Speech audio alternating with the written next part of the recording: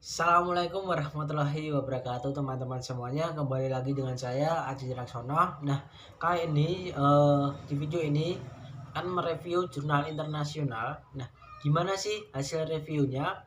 Teman-teman bisa simak video ini sampai akhir dan jangan lupa like, komen, dan share, dan jangan lupa subscribe ya.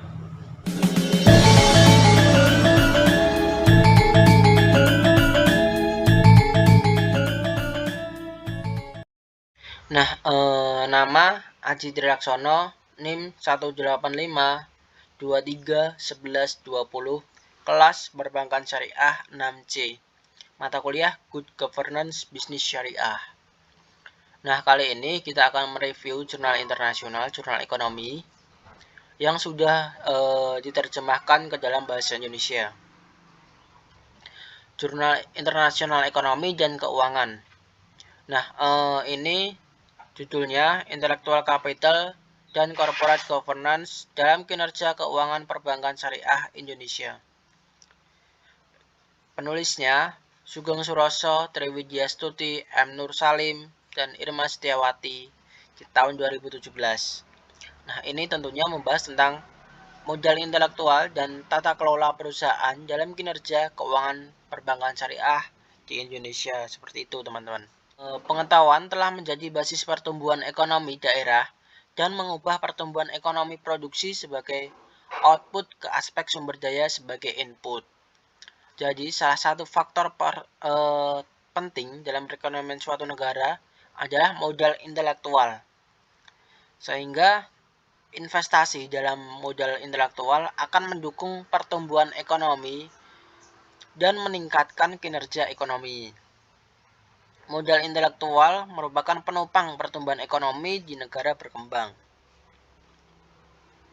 Nah, landasan dasar teori keagenan diperlukan sebelum menerapkan tata kelola perusahaan. Jadi, manajer atau agen akan berusaha memaksimalkan kepentingan pribadinya yang mungkin berbeda dengan kepentingan pemilik perusahaan. Nah, tentunya ini menjadi masalah keagenan. Akan muncul ketika agen memiliki pengetahuan yang baik, tetapi moral dan kinerja yang buruk, sehingga mengabaikan tanggung jawab dan berkinerja buruk ketika tugas diberikan. Nah, tujuan dari penelitian ini tentunya menganalisis pengaruh modal intelektual dan GCG terhadap kinerja dan pertumbuhan aset bank syariah di Indonesia. Tentunya penelitian ini memiliki dua kontribusi. Yang pertama, meningkatkan sektor meningkatkan kinerja sektor perbankan sebagai industri berbasis pengetahuan dan keterampilan. Yang kedua adalah menghindari kemungkinan konflik yang mungkin timbul keagenan yang pada akhirnya menurunkan kinerja bank. Nah, tentunya teman-teman semuanya sudah tidak asing lagi dengan modal intelektual. Modal intelektual adalah pengetahuan yang dimiliki bersama oleh setiap orang dalam suatu organisasi yang dapat memberikan nilai tambah bagi suatu organisasi. Jadi, modal intelektual ini meskipun sebagai aset yang tidak terwujud dalam laporan keuangan perusahaan, akan tetapi jika aset ini dikelola dengan baik, maka merupakan keuntungan bagi perusahaan karena akan meningkatkan kinerja organisasi dan menghasilkan nilai tambah dalam mencapai keunggulan kompetitif. Koefisien intelektual nilai tambah adalah model yang digunakan untuk mengukur koefisien modal intelektual. Sehingga model ini digunakan untuk mengetahui efisiensi nilai keseluruhan dalam organisasi. Nah, nilai yang dihasilkan adalah laba dari operasi, biaya personel, depresiasi, amortisasi. Nah, seperti itu teman-teman.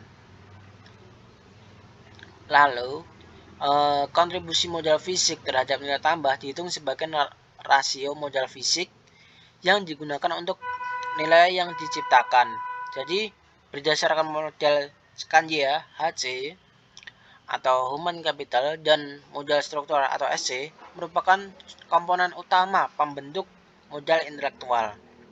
Sehingga kontribusi SDM dihitung sebagai perbandingan antara biaya personal yang dikeluarkan dengan nilai tambah yang diperoleh.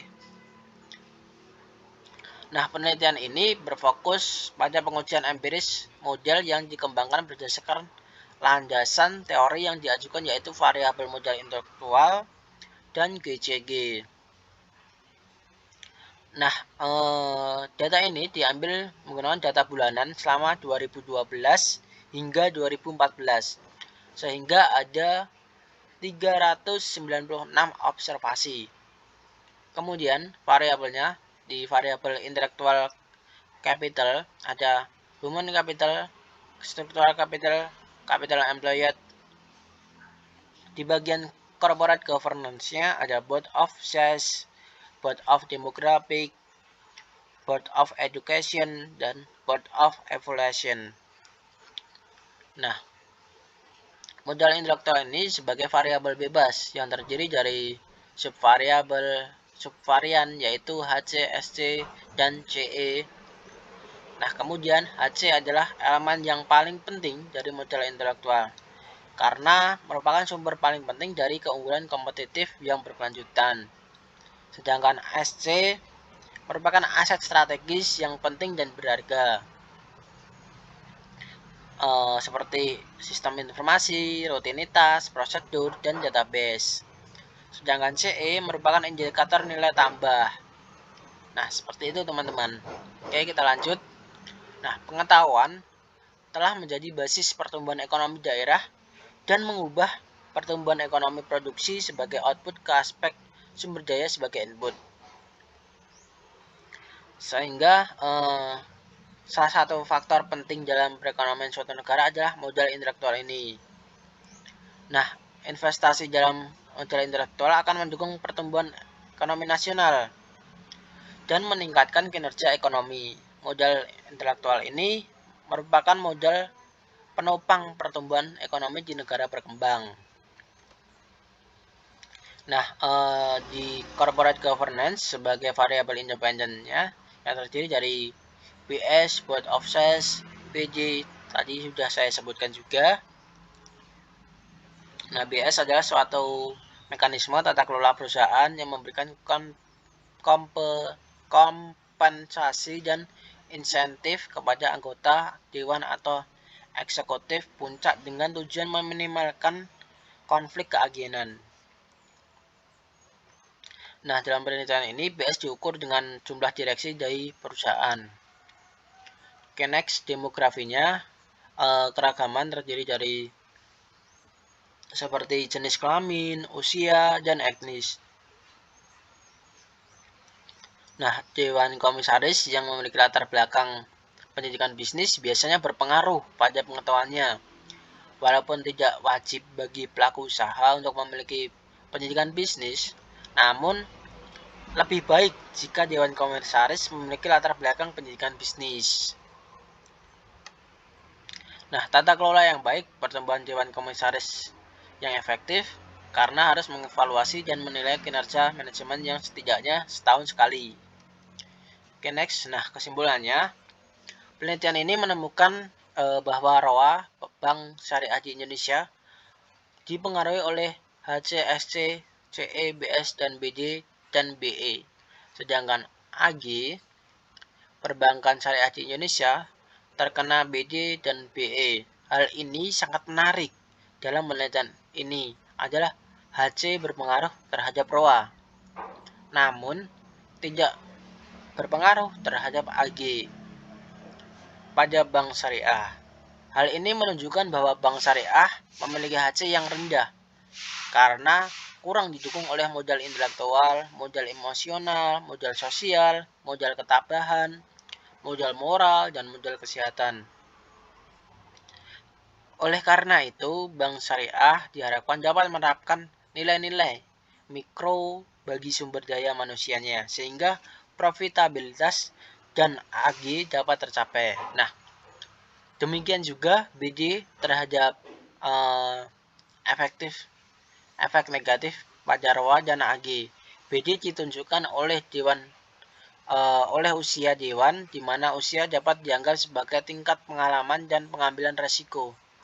Jadi ketika usianya lebih tinggi biasanya dianggap lebih berpengalaman kayak gitu teman-teman.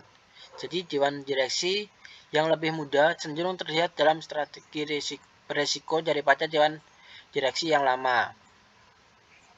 Perbankan syariah di Indonesia membutuhkan jajaran direksi pemuda untuk lebih mengembangkan dan memperluas bisnis syariah. Jadi pemuda ini juga sangat diperlukan dalam bisnis syariah. Tentunya pemuda yang berwawasan dan berintelektual dan memiliki pengetahuan yang luas tentunya.